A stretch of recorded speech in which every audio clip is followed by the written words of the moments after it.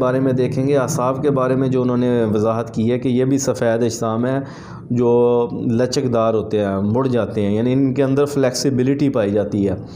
और इनका जो सबसे बड़े दो फंक्शन होते हैं, एक जो है हर तरह के जिस्म के अंदर एहसासात, वो ज़ाहरी हो, बातनी हो, हवासे खमसा हो, चखना, टच करना, सूंघना, हवासे खमसा जो है वो जितने भी हैं तमाम एहसासात, कब हमें भूख लगती है, कितनी लगती है, जब हमारा पेट भर जाता है तो वो सिग्नल जाते हैं कि पेट भर गया, हम खाना छोड़ देते हैं, कब कितनी प्यास लगती है,